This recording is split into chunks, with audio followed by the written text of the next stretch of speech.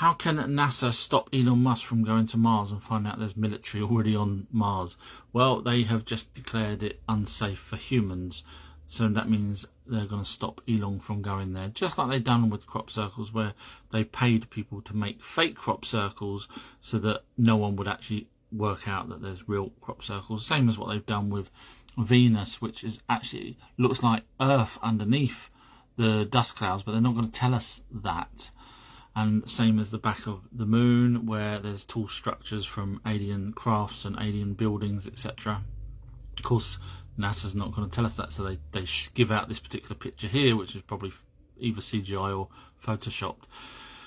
Same as the original tablets, original text for the Bible, they're now no longer available for people to read. So anyone with the terminology like UFOs and levitations, which they didn't have back then, would find out. I do love this guy's program, the Y-Files. However, on this occasion, and I'm not doing this to knock him, I think he's great. I think he might have just bit off more than he can chew, maybe didn't do research into Sumerians. Have a listen to this. Until very recently, nobody saw or even heard of the color blue. Well, it's because blue just didn't exist yet. Okay, so let's go to the oldest known language, which you can't get any older than the Sumerians in the translations here, and you'll see things like blue sky. So that's clearly a colour. Now you could say, well, maybe it wasn't the word blue, maybe it was a word scarana, for example, but it still translates to blue, in which case they could see blue, they knew the word blue, same as the word blue all over the place, even from lapis lazuli, which is blue in colour. So although I do love his programs, the Sumerians, the oldest known language, did see colour blue. Have I found a creature from ancient Mesopotamian in a cylinder seal that breathes fire? Tell me what you think.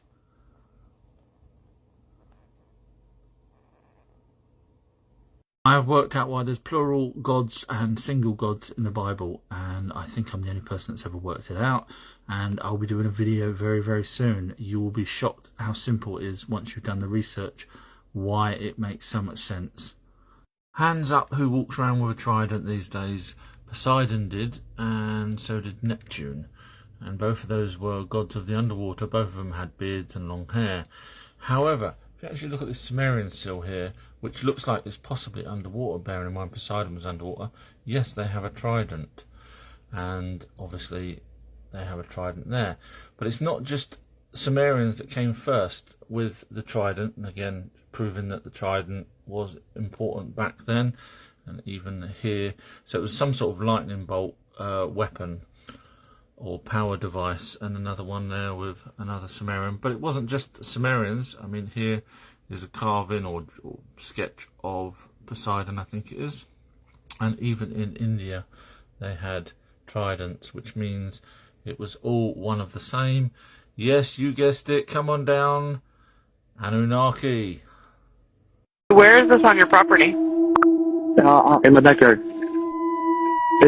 To spot a fake, all you have to do is just look at where the camera's positioned. That is a security camera. You do not have it down about 2 foot off the ground. You have a security camera high, so